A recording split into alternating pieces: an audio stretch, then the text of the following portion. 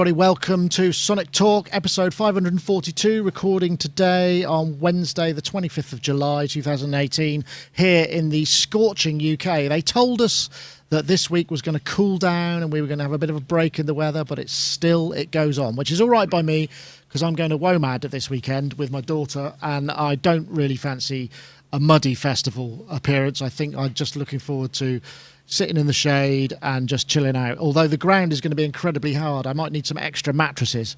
Anyway, this is the podcast, Sonic Talk podcast. We talk about music technology, all things to do with synthesizers, instruments, software, music production, live performance, controllers, all that kind of stuff, plugins, all of the things that are associated around the production of music, whether it be electronic or regular.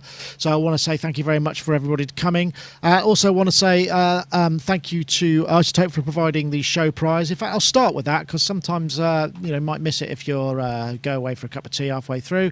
So if you want to win a copy of iZotope's Vocal Synth 2, we have a prize this week, and we're looking for the hashtag Creative Vocals and the hashtag Vocal Synth 2 to @Sonicstate and @iZotope Inc. Yeah, it's a Twitter competition, and you can, if you enter that, we can pick a winner from all the tweets that come out with those facts on. That's the hashtag Creative Vocals, the hashtag Vocal Synth 2 to @Sonicstate and @iZotope Inc. And if you do that, you'll be entered into the competition to win a copy of iZotope's Vocal Synth, which is an excellent vocal processing, vocoding, mangling, all sorts of stuff, lots of effects on there. In fact, we'll have a little bit later on where we'll announce the winner of last week's competition, so stay tuned if you want to find out that.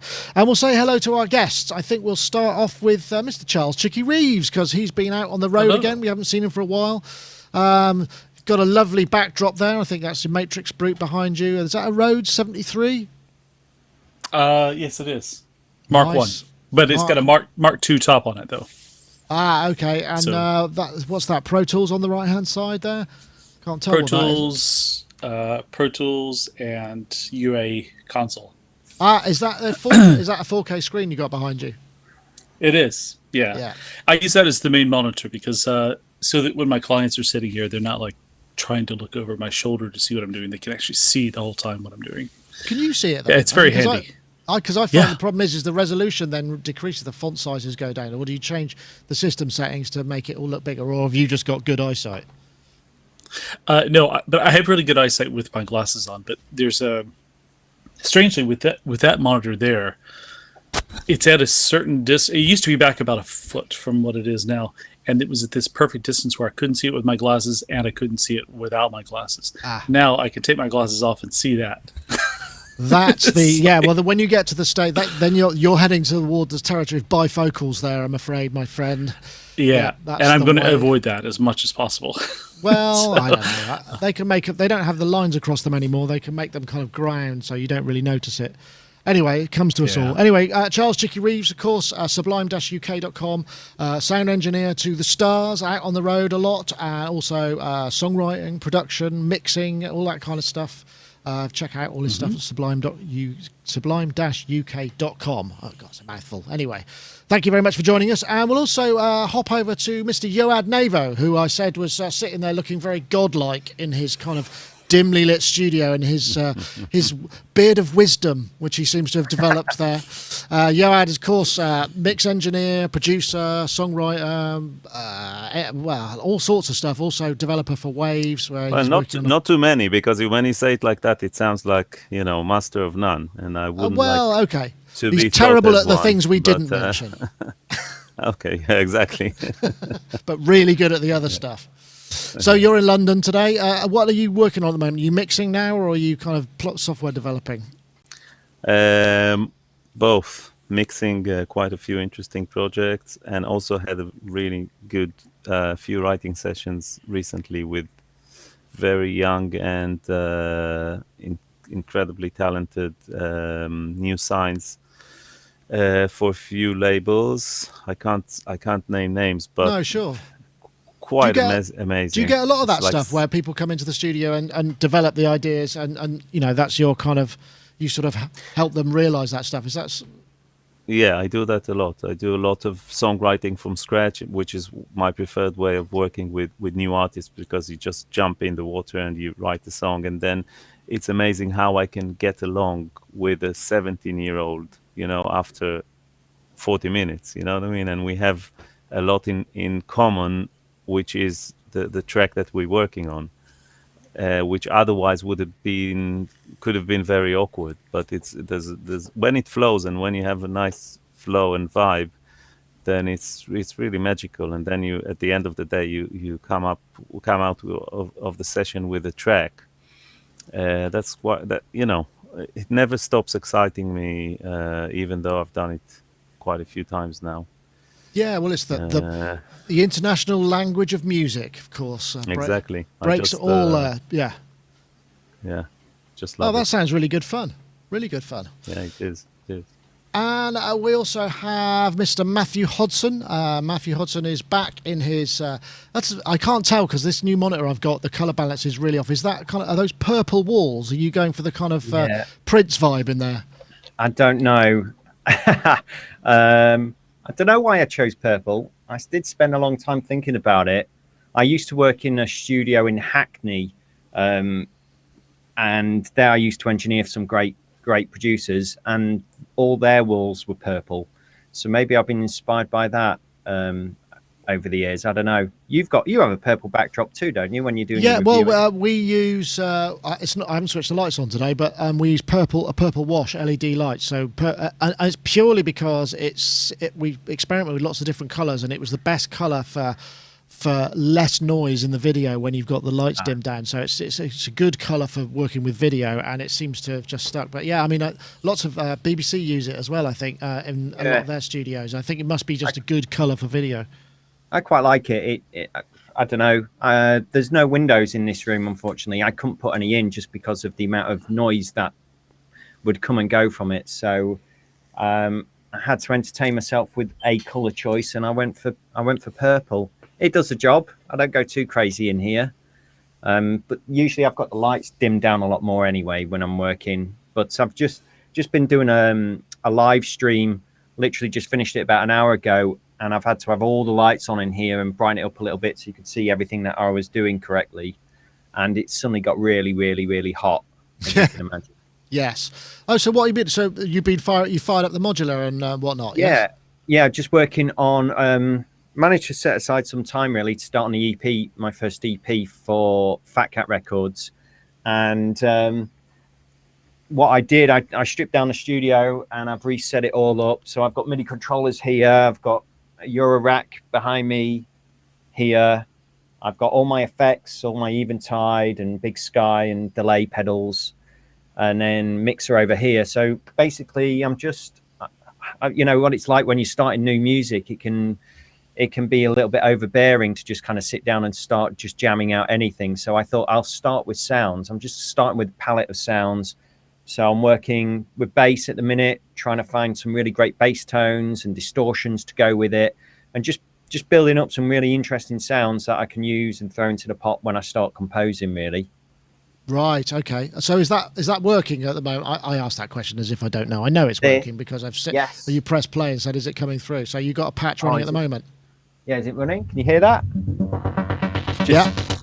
So that's. I can't actually hear it. So that's Schwayman VCO6 running through the Torcido by Roland, which I've created my own bespoke stereo distortion patch within there. And I'm also using the Forum SA toner, which just for a little bit more distortion. And I'm combining all of those together through a compressor, sort of gelling them together really nicely, and then through this WMD Overseer filter at the minute. It's interesting. Those Roland, the Torcido, it's quite it's like virtual Eurorack, wasn't it? Where you can then program. They've kind of gone under the radar a bit because they made an editor and stuff, and there was some really interesting things you could do with that. I don't think they really ever took off quite. No, I mean, I've shied away from them for a little bit, but I've been getting into distortion, particularly stereo distortion. And I just realized that the Torcido is actually built around distortion. So, I bought it about 4 months ago. And then I've just really got into just building patches within it. It's really interesting what you can do with it. I'm really enjoying it. It gets hot very quickly. I've noticed that, and a lot of people saying that it uses up a lot of power when it's racked inside of Euro rack land. Ah, But, okay. I'm liking it. It's great. I think it's cool. I'd like to see more. I'd like to see actually if they're going to do any more with this kind of stuff, Roland. It would be a good idea. I mean, it's almost like a Nord modular kind of vibe, isn't it? It's like a tiny little Nord modular that you can program up. And, Nord's so ahead of their time. Nord, when they brought out all that stuff, the things you can do on it on the Nord, fantastic. Right, excellent. Well, we're going to go for something slightly.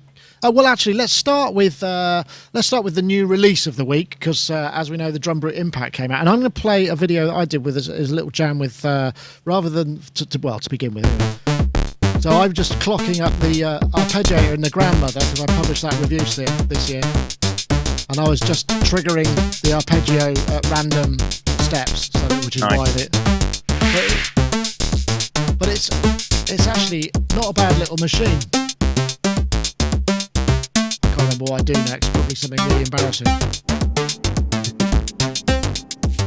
But yes, that was the unofficial video for the launch of the DrumBrute and the DrumBrute Impact, and the official launch has got the same slightly tangential marketing approach that Arturia have employed over the last couple of releases. They're very fond of having dancers involved, and this dancer is going to dance. Although it's bordering on the slightly exploitational imagery, I think, but it's still. This is the DrumBrute Impact anyway. That's really not the case in point.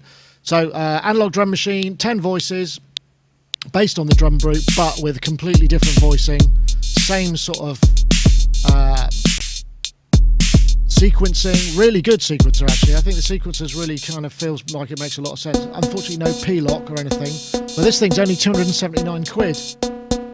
Anyway, it goes on. The dancer gets more excited, and the beats get more exciting, and it all kind of builds up. And I think the idea is then you're thinking, hey, if I get one of those, that might happen at my house. Probably not, though. I'm guessing. I know, Charles. You've got an Arturia thing there. I mean, have you tried the DrumBrute? I mean, is it something that's? I mean, the analog sounds. I mean, limited though they are, they're massive. I have to say. Yeah. Well, I think so. This one has the distortion, and the DrumBrute has the filter sweep or something. Yeah, it's got a resonant filter. I thought about buying the DrumBrute, and then I saw that this was coming out. And I think this is actually what I'm going to get. I want a dedicated drum machine instead of just using Ableton or my Korg Volca Beats or something like that. But it's a shame about that video because it's basically, trying to use sex to sell it. And it's sort of bordering on that, isn't it? And I think that's a little bit, that's not so cool these days. And it's not necessary because it's, it's quite a good machine. But they're French, so. It's art. No, it's art. But yeah, if they'd taken her out of the video, I think it would have sold itself. It's such a great sounding machine. I'm really excited about it. So when is the launch of that? Do you know? Well, it's launched. I think it's going to be in the shops in. I think it's like next month. I think it's pretty close. I mean, I think they're in the boat or at customs or whatever in many territories.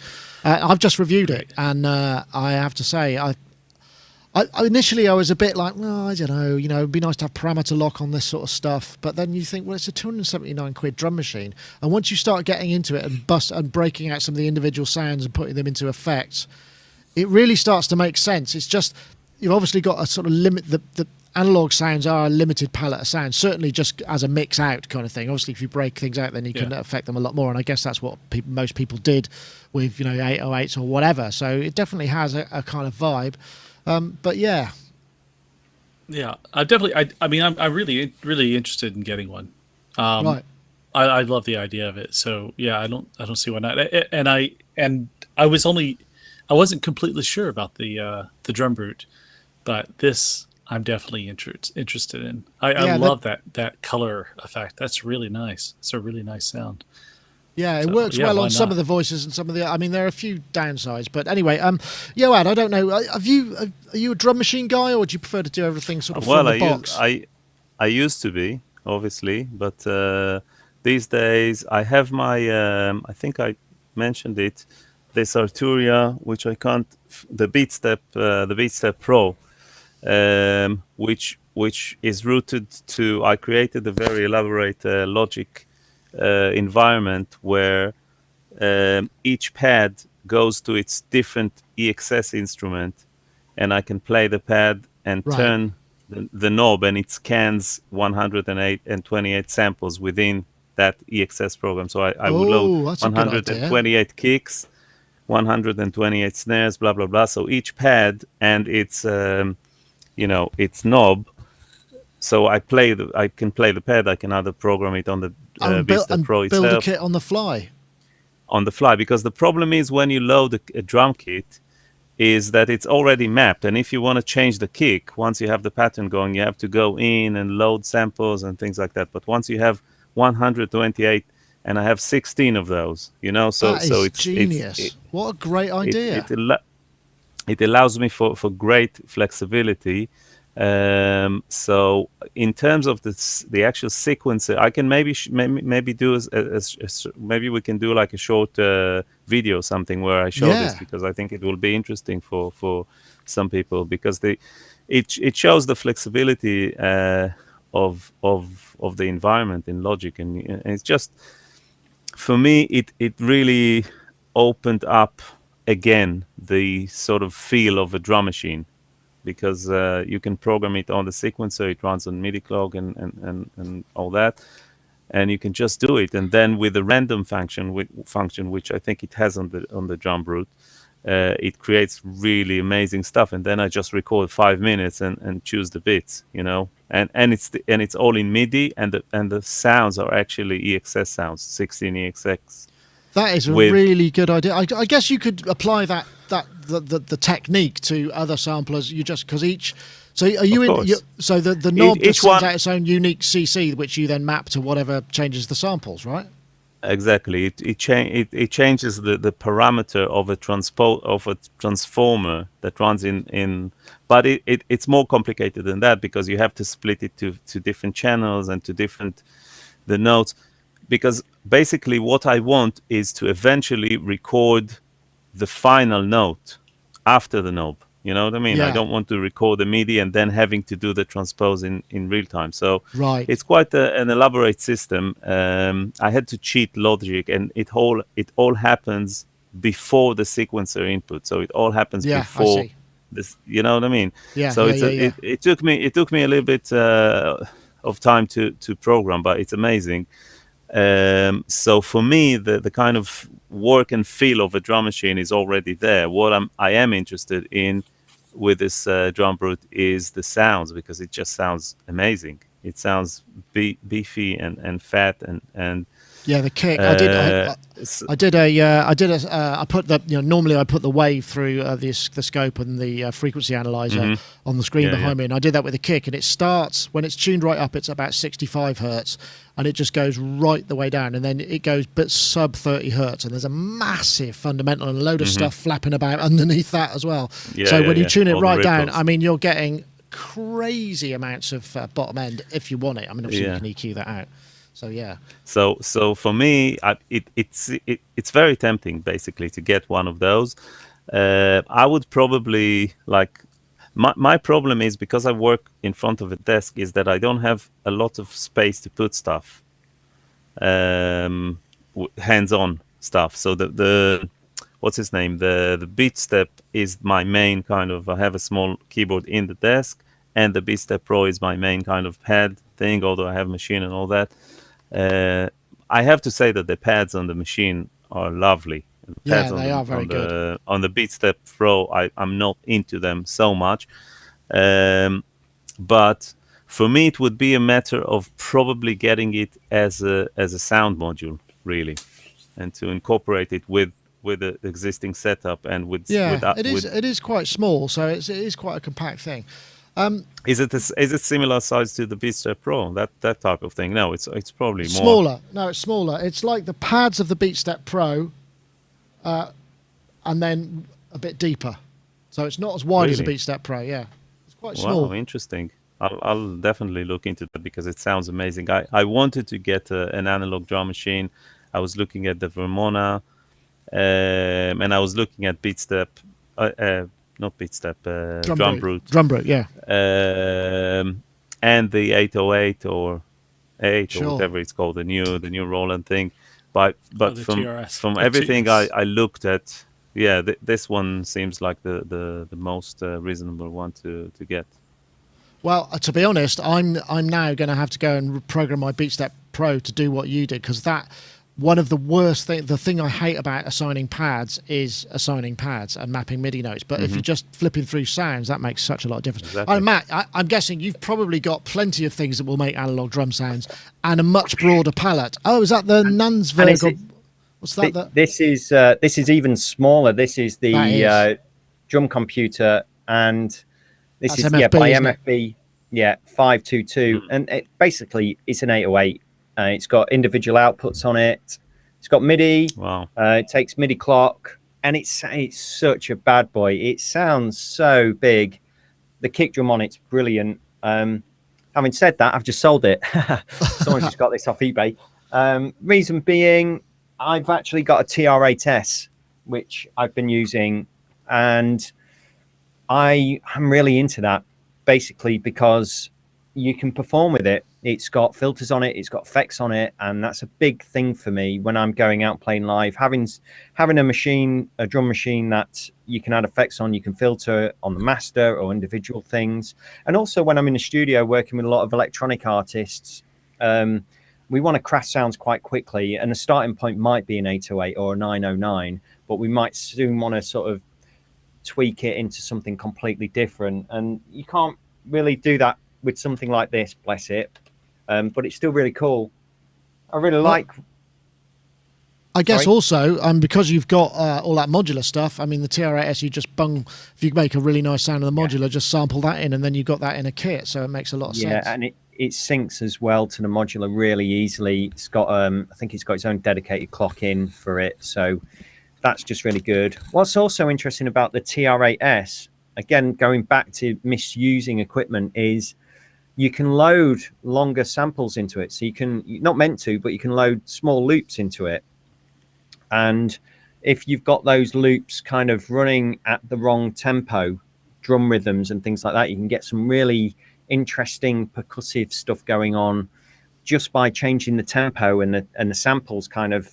Yeah, because it doesn't do stretch, does it? It doesn't do no, it doesn't. Yeah, that's right. Stretch or anything. But by putting have you come them across on each step, it's quite interesting.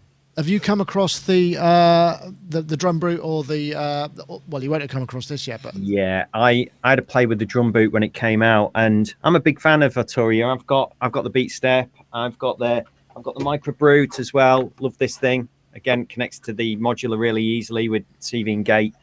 But the DrumBrute for me, those sounds just didn't set my brain on fire. I don't know what it was, the kick and the hi-hat, and that it just didn't do it. This looks like they've maybe took some of that on board and it's got more bite to it. This has definitely got more bite. More bite. I think that's what it is. But for me, what I'd really like to see on something like this is I'd like to see maybe 2 or 3 of the first channels being just kick drums. So you could have kind of 3 different kick drums, because ultimately they're the thing that we always ask for. You know, what does the kick sound like on it? What does the snare sound like on it? Imagine if you had maybe 2 or 3 kick drums, you could have maybe 2 snares, you could have hi-hat open and close, and something else. I mean, who really goes, oh, how does the cowbell sound on this one? You know? Yeah, I don't know why they put a cowbell on it. I personally, I mean, and I say it in the review, I would have preferred to have a rim shot and have a separate out for the rim shot, because you can use the rim shot to trigger. I mean, in fact, David Ireland, when he did a review of the not the TR8S, but the System 500 stuff, he had the TR8S running, and he was triggering this is the trick I got from him, actually, because he was triggering arpeggios just from a rim shot pattern, so that the arpeggio would have just been straight, but he was just stepping through it rhythmically rather than just by a clock division. And I really like that technique. I think it works really well. Yeah, that sounds really interesting. But the ability to maybe have 2 or 3 different kick drum sounds running at the same time and bring them in, you could tweak one as you could have one muted, totally tweak it for your next part of the set and bring that in. I love having a distorted kick drum and a clean kick drum happening at the same time as well. So to merge them in as well, just for different I know what you're saying. Content. Well, that sounds like the DrumBrute's more for you, because that's got 2 kicks. I think it had 2 kicks, and one was more 808 and one was more 909. If those are. But this Impact's got the distortion, right? That did sound that nice. excites me. And you've got it on the master, and then you've got it on per channel, basically. No, not per channel. No, the color, on the kick, the color brings in a sort of distorted element to it, but it's not the same that's happening on the output. So it's not quite the same. You can have its own distorted kick, and then you can add the distortion on the master on top of that. Yes, but then the distortion will be everything. It's across everything. Yeah. But when you kick it in, it really adds this quite a lot of smack to it. It's quite a nice carry. I mean, you can go too far, obviously. And I was looking at the frequency range across the actual when you're running hi-hats and stuff. And literally, I've got a 20 to 20 analyzer on it, and it goes past that at either end. There's stuff happening below and stuff happening above. The hi-hats and the cymbals go like this, and then that's when you get to the end of the analyzer. It's kind of quite... So there's plenty of top-end content in it. Awesome. But yeah, 279 quid, hard to argue against that, really. Yeah, I think it's going to be a hit. I wonder if Behringer is going to come out with an analog drum machine for like 70 quid or something. Well, the 808 clone that they did, the 808 one that they showed at Super Booth, that's analog. How is that sounding? I mean, in a room through a speaker, not ever having owned an 808. I mean, it sounded all right. It sounded like, and it has a transient shaper, which you can apply to individual tracks, so you can get that kind of smack. I mean, I don't know when it's going to be coming out, obviously.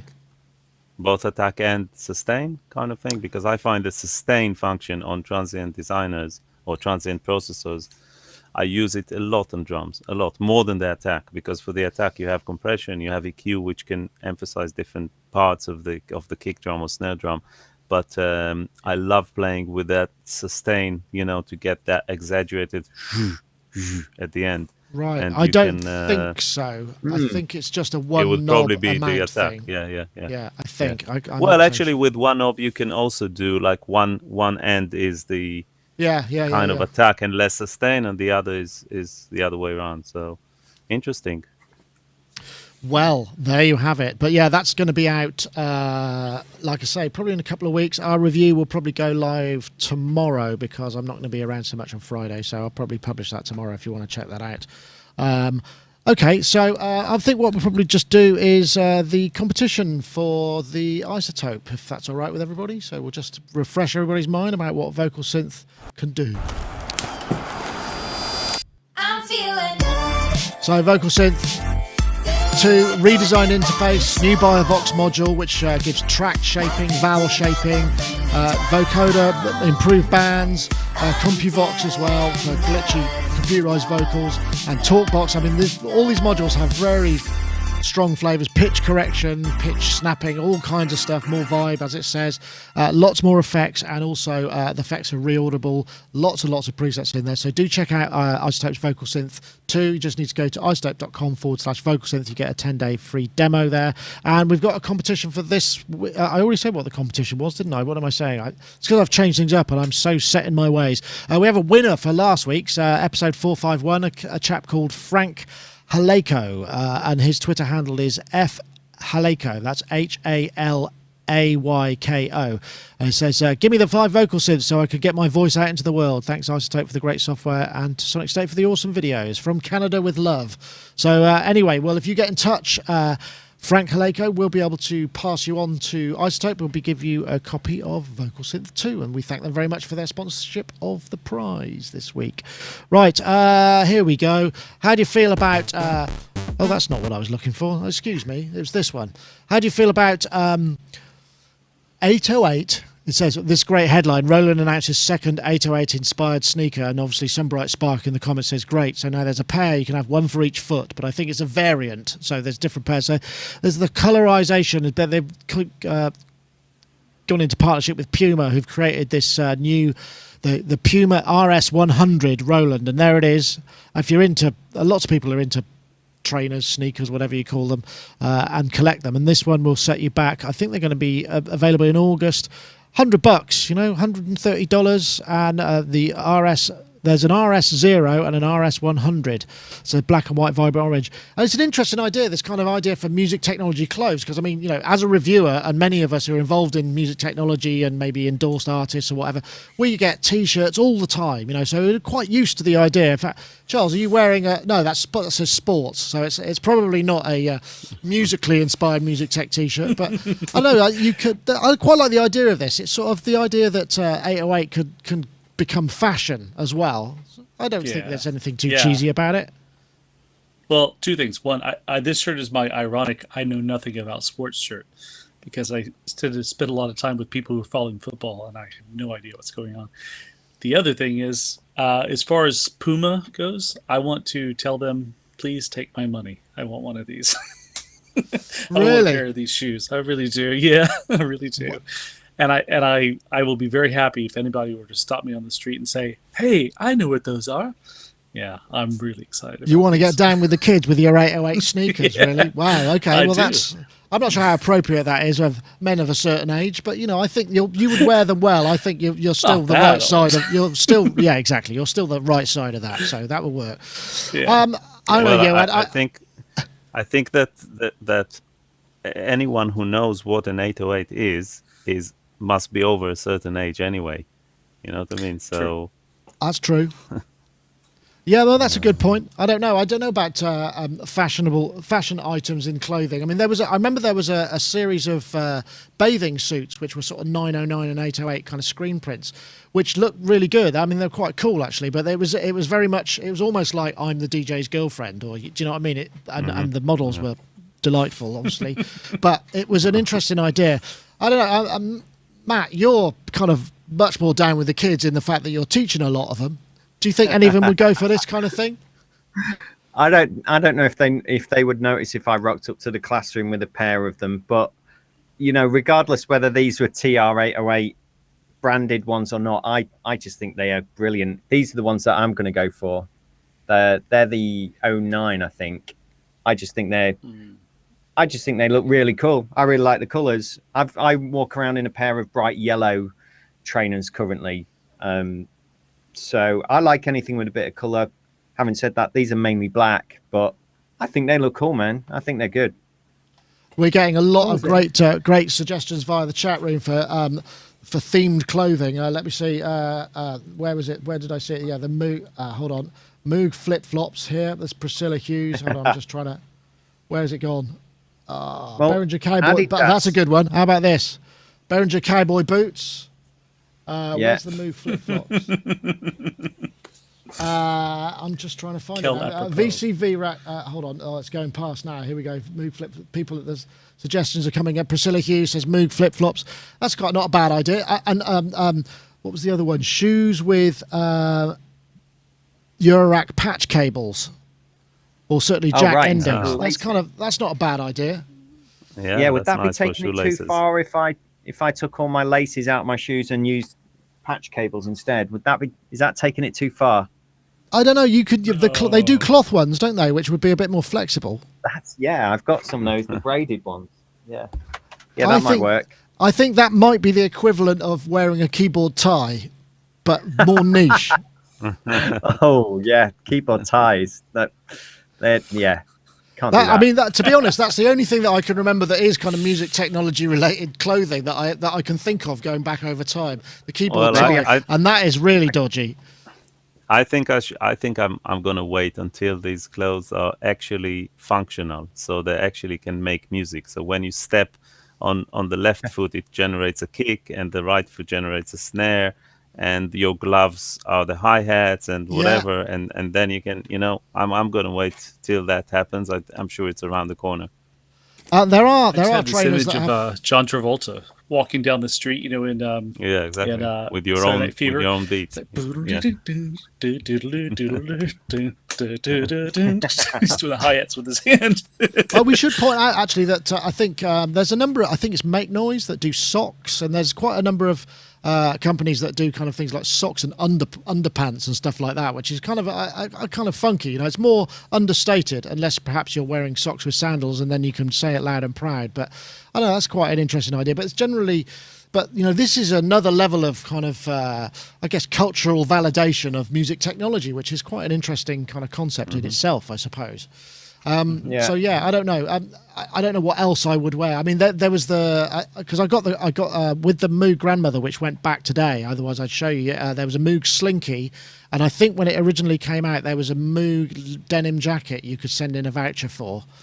I don't know. Moog denim jacket reminds me of those sort of late 40, early 50 somethings record executives with the leather jackets and doing the Harley Davidson thing, which I remember when I was doing the touring thing, doing when I was in my youth doing PA circuits and promotion circuits.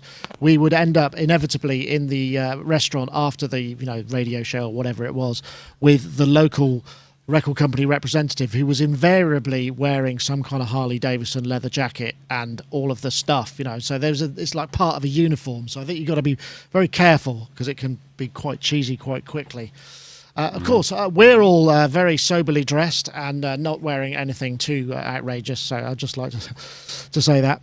Well, with that whole kind of concept about cultural validation is interesting because there was this piece of news that came in, and I found this on Peter Kurd's. This is Kraftwerk, and they're just starting out. I think this is Space Lab, which is one of their tracks from some time back, and doing the gig, and then they linked up with the International Space Station, which is a bonkers idea.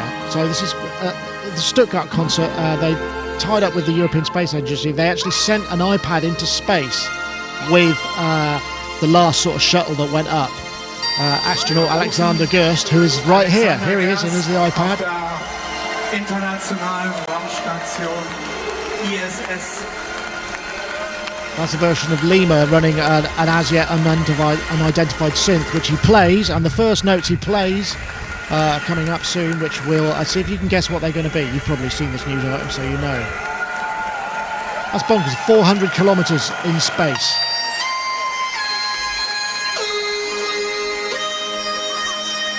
You had to, really, didn't you? I mean, those are the notes you've got to play.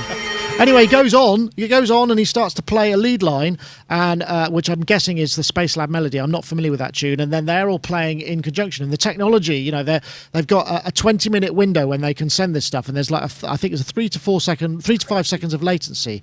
And the audio is coming back. He's not seeing any video. And so the band are following it as it comes in, and the whole thing kind of gets synced up. Right. I just thought, you've made it as a band when you're being jammed with in space by an astronaut. I mean, that is bonkers, isn't it? I don't know. What do you think about that, Johan? I mean, that would be kind of getting there.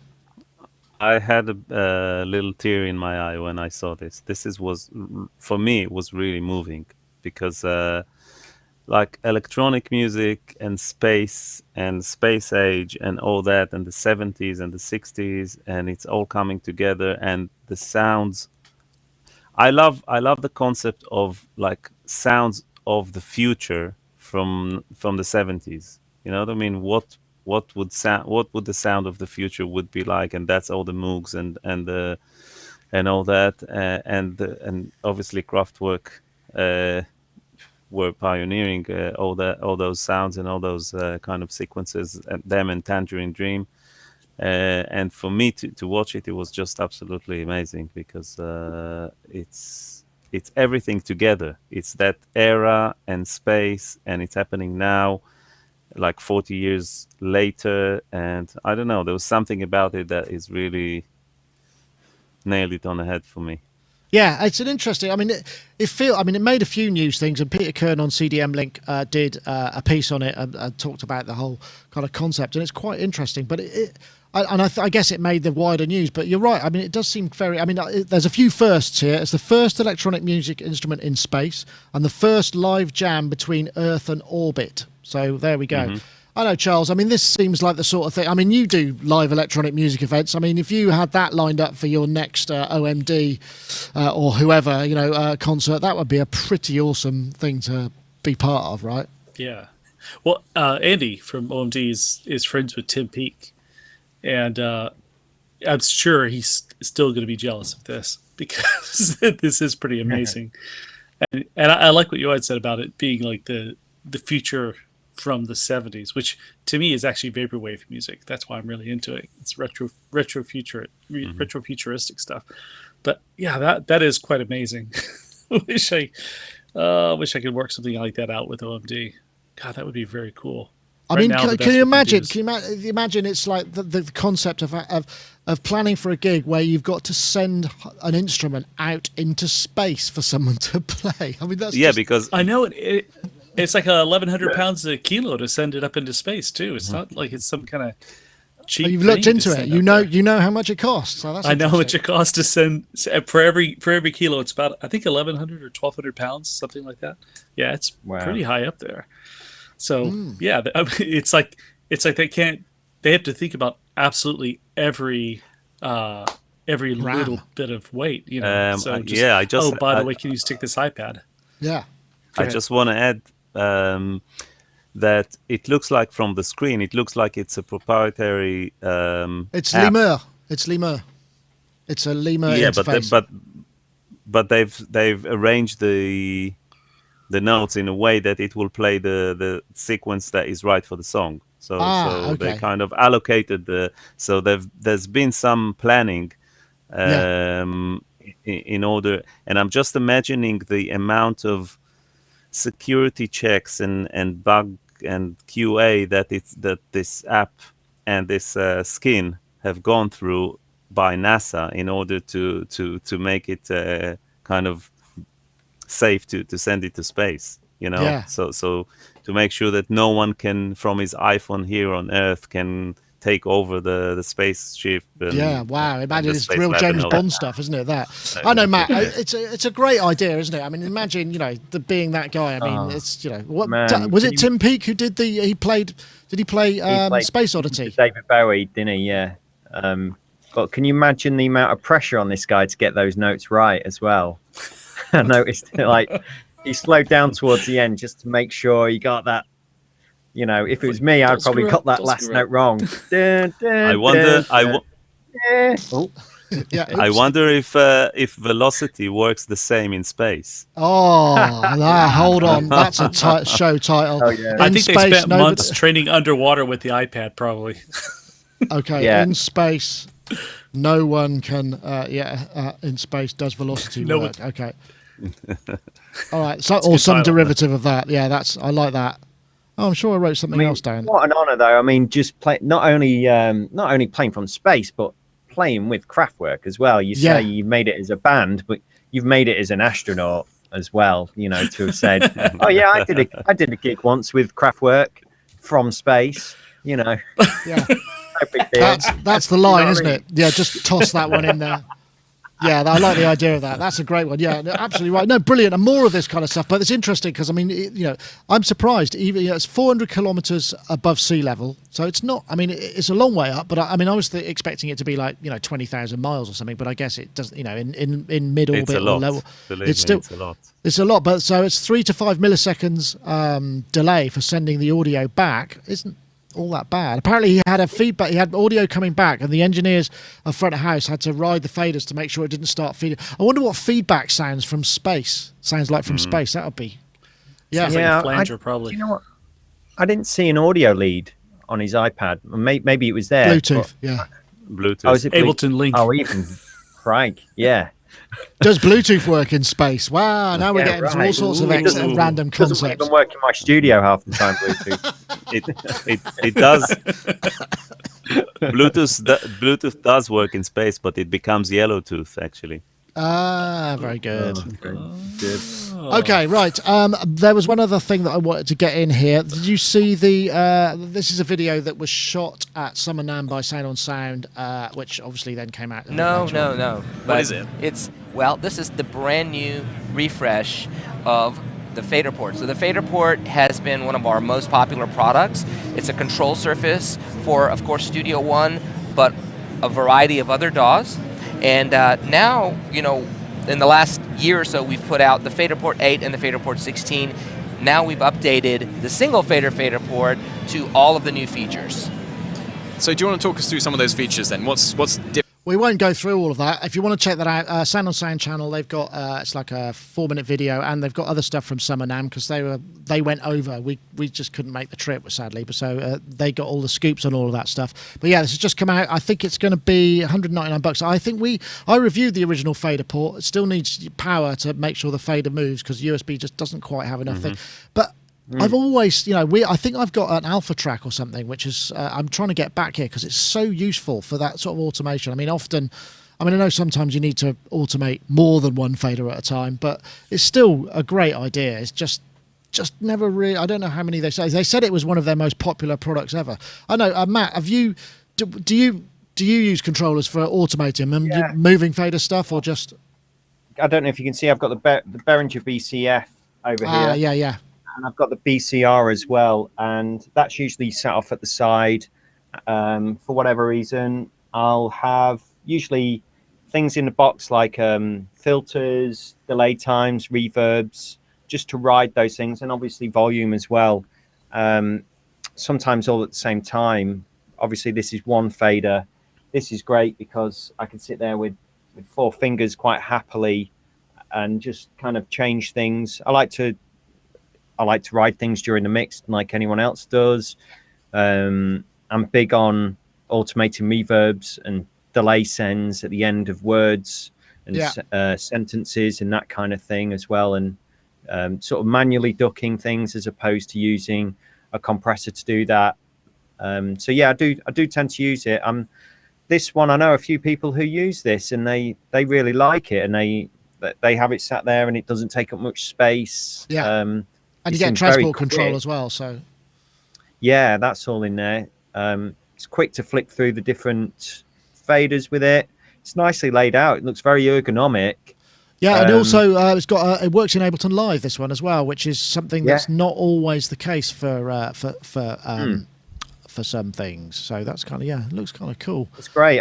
I don't think I guess you guys are going to agree because you're using Des, but I still am a big believer in using faders, that kind of thing. I mean, modular, one of the reasons I got into it is because it is so tactile and you got to reach for it. And there's also the restrictions that it brings as well, in that you've got 2 hands and there's only so much you can do at once, which presents the music in a particular way as opposed to having loads and loads of automation going on as well.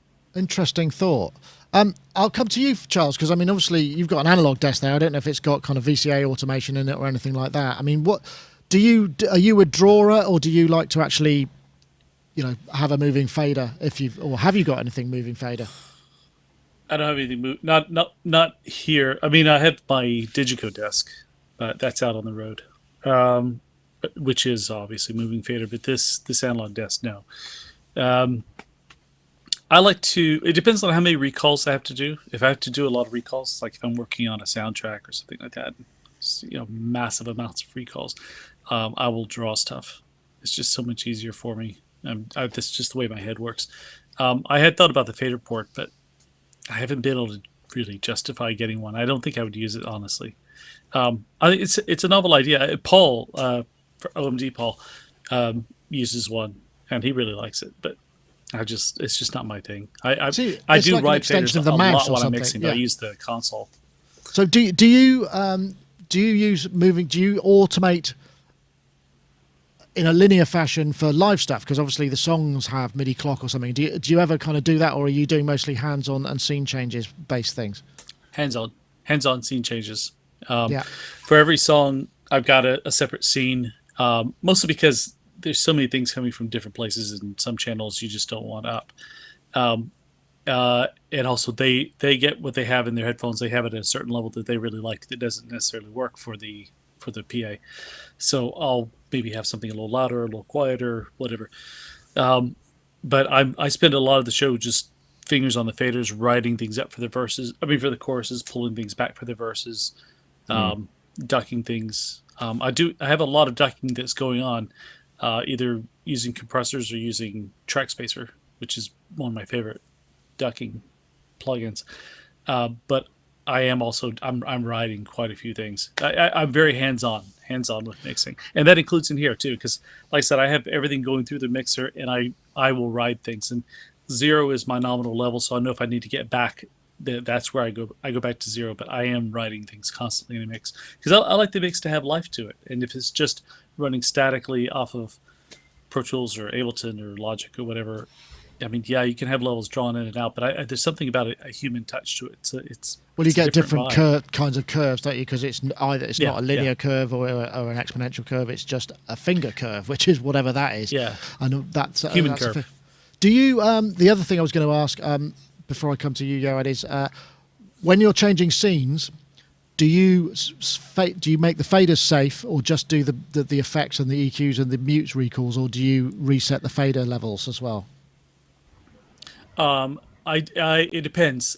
Each one I have something slightly different. Generally, almost everything changes except for vocal EQ. I will keep that pretty consistent. Just because I know we're talking about in a live scenario. Here it's a little different. In the studio it's a little different. But live, I'll keep the vocal EQ. I have that recall safe, and on all my gains are recall safe. Otherwise, everything's up for grabs. I'm also running an external effects rack, and every song has a different set of effects going. I'm running like 8 different effects for every song, which vocal imaging, delays. Sometimes I'm using Valhalla. Sometimes I'm using EMT reverbs, things like that. And that's all running on a separate rack with a laptop and a UA Apollo 8 interface. So I have 8 ins and 8 outs. Right. And that goes back to the console. Got you. Interesting. And a chaos pad. Well, nice. Yeah. Obligatory. Oh, yeah. I mean, I don't know. Is your desk moving fader automation, or do you tend to work in the box? It has Nicom 2 automation, which I just switch off. And actually, in order to save on electricity and on the wear of the motors inside, I've actually bypassed all the motors. So the fader is now manual, although it has motors, but no one can use. I used to use Nicom 2. It's an awful thing for automation. So no, the answer is no. What I am toying with the idea of doing for years now is to buy one of these either big Tascam, the 24 fader ones. Oh yeah, which I is remember. UE compatible or something. Right. And buying 2 of those, or maybe 3 even, taking them apart and putting the moving faders inside the desk, basically turning the desk into like a duality kind of thing, where I can bypass the audio on the fader, so it doesn't actually get to the fader, and then use the faders just as controllers for Logic or Pro Tools. So this is definitely projects that I will get into at some point. Interesting. So they just be MIDI CCs. Yeah. Yeah, exactly. One thing that's worth pointing out actually also about this, the Faderport, is it supports up to 1024 fader resolution. So if the DAW supports it, then you've got a nice resolution. It's not just 128; it's a 1024 fader resolution, which gives you kind of a bit more. That's one thing that early controllers were pretty much just 1024. They went to is 128. Is 1024 14-bit? I'm not sure if it is. No. Was it 8? No, yes. It's 8-bit. 8-bit, okay. Which should be enough for most, I suppose.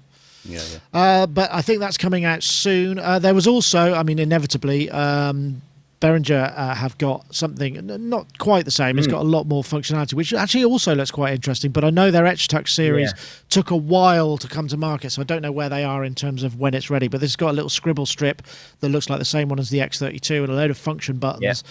Jog and shuttle wheel and that kind of stuff. That looks kind of pretty useful as well. Probably a bit really bigger. Good. Probably a bit bigger. I don't know what the other ones are. And I like the Behringer fader stuff. I think, it's a USB hub. Okay, and it's got foot switch support. I think the Faderport has foot switch support as well. Oh, yeah, and I think it comes with a load of overlay templates. So you just slot a different... Yeah, there we go. Which is a good idea. So it comes with all of those. Yeah. So you just drop them on for whatever door you are. So, actually that's a nice intro. I guess it's going to be similar or probably a bit cheaper in terms of price. But, I don't know if you can get it yet and whether or not it will do exactly what you want. But I mean, I like the idea. It's almost like a mouse for audio, isn't it? It's just like next to your mouse, you might just have one box, which is a fader, and it's something that I could definitely use. So when we're mixing the audio for video, you know, I have to draw these really kind of because drawing automation in for ducking the audio below, you know, when the music's playing is really coarse. It doesn't really work, and I like just to be able to kind of quickly grab a fader and do it. But I don't know whether our NLE supports that kind of stuff, so we'll have to see. But it looks kind of cool. What else? We did that one. Gosh, I think we've actually gone through the tasks apart from the new range of these Behringer MIDI controllers. I think they brought out some that replaced the old BCR and BCFs. I think they kind of did some hybrids of the two as well. Yeah, the X-Touch series. Yeah, they took ages to come out. Yeah, those BCRs and BCFs. I used to have a BCF and I lent it to somebody. And it never came back, and I really regret that because I mean, loads of people use them, and they do. Contrary to the popular conception that Behringer stuff doesn't last, they seem to last forever. Those things. Yeah, absolutely. I've gigged this to death, and it was so cheap as well. I wasn't that concerned about a pint getting spilt on it or whatever as well. But it's great, and they're all responsive in that it's two-way, and that's really important for me. So not only can I ride from here and it'll update, but you can do it from there and they move as well. And that two-way workflow is really important for me. Yeah, no, and I think it's the same with the Faderport and probably the X, whatever that one's called, X-Touch 1 as well. Ooh, yeah, they're really right. Cool. I think maybe we can probably. I've had this Wind controller thing in for such a long time. I don't know whether. I was about to say. Whether should we just put it to bed because then we've completed the list. I think we should do it just for the sake of kind of completeness. So here we go. This is a very interesting thing. This is it's a NuEVI, which is a Wind controller, which is still I think in prototype. This is played by Mark Steiner, and he's just playing is that a microbrute or a mini brute? I think it's a mini microbrute, isn't it? Microbrute. And a load of reverb, obviously.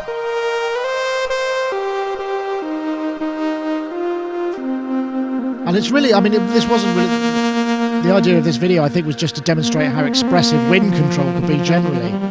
And as we've seen, you know, the Roland Aerophone and people use a lot of these stuff, and they do sound great on analog stuff. I suppose I should have done it last week because... last week would have been when we talked about the Aerophone. So I'm going to ask you, Charles, first, because you do a lot of live electronic music gigs. Do you ever has anyone ever goes, I want to use one of these live, and has it ever made it to stage? No. I mean, not this controller. Of that, I'm actually a horn player, and I don't own one of these. I mean, I guess it's cool, but I don't know anybody who would use one. I mean, I don't Star know Wars band who would use one. Yeah, actually, about like in the late '80s, early '90s.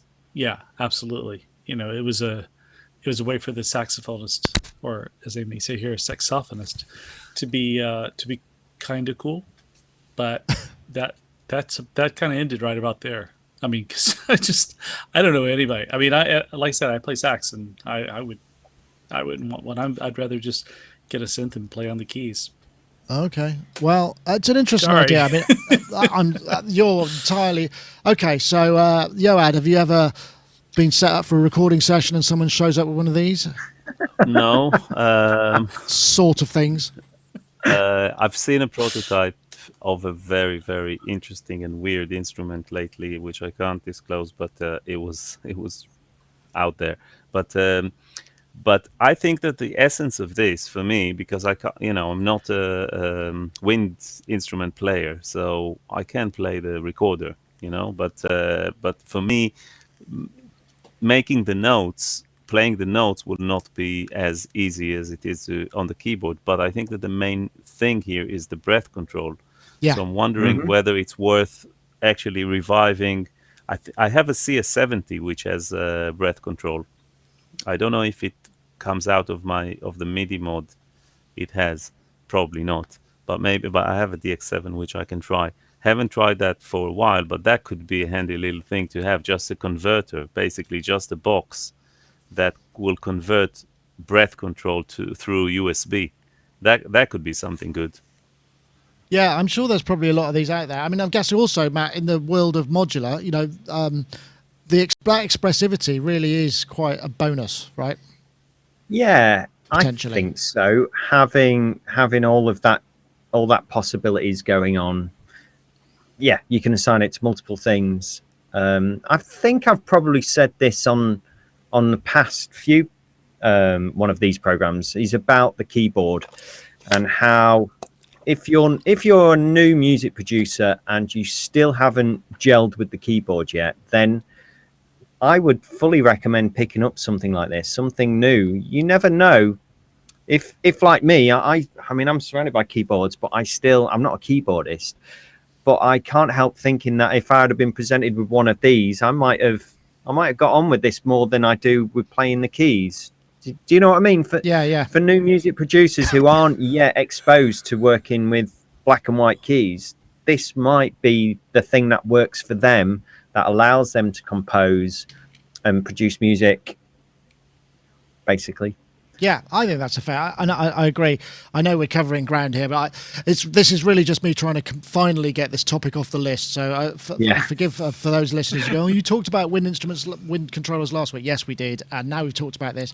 But now I can remove it forever, and it feels like I now can start a new series of topics without this one dangling off the bottom, which it has done for the last 6 or 8 weeks. So anyway, thank you very much for helping me be a completist on that. Yeah, we got it. We got it. We covered it. To some degree. Anyway, thank you very much, everybody. Yoad, thank you for joining us. It's a pleasure having you as ever. Thank you for letting us know about that, the way you use the BeatStep Pro. I am actually going to have to experiment with that. And maybe we can, you're right, maybe we can do a video. That would be really interesting. So I hope you have a good week and productive, and your air conditioning stays working. Yeah, I'm sure it will. Anyway, thank you very much, Yoad. And also, Matt, thank you for joining us too. I'm guessing you're in the summer holidays now. Are you going anywhere nice on your holidays? That would be a hairdresser question, but that would be a bit pointless, wouldn't it, really? Well, I'm certainly not going to the hairdressers, that's for sure. No, I've dedicated all this week and next week to working on my EP and writing my stuff at this moment in time. We've just got an album launch in a couple of weeks for Knightstown, which is the group that I play with live, and I also I'm working with him on some new material as well, who's just come out on Fat Cat Records. So we've got a big build up for that, and we've just signed off some more music for EMI Sony Publishing as well. So just finishing those things off. I don't know if anyone in the chat room's done sync music and library music before, but writing the music can often be the quickest bit, but the deliverables take so long. You have to give 30-second version without the vocals, without the beats, and so on and so forth. So I've got to go through 3 or 4 tracks there and get those delivered. So a bit of a deadline. Well, good luck with that, and thank you very much. Thanks for having me. Charles, also thank you for joining us too. I don't know how long you're around for. You're in festival season, aren't you? So I expect you're flitting in and out of the place, yeah? Yeah, I'm off to Germany this weekend, Germany and Belgium. Then I'm back, and then I'm off to some other festival the next weekend, and then I think I'm off for like a week or something like that, and then more festivals, and then a couple of cruises, and then all that time I'm trying to do this big movie project thing. So we'll see how that goes. Well, thank you very much for joining us anyway. I know everybody's busy, so your time is always much appreciated. Anyway, that's it. That's Sonic Talk episode 542 signing out. We'll probably see you next week, assuming any of us have survived this heat wave that is continuing on.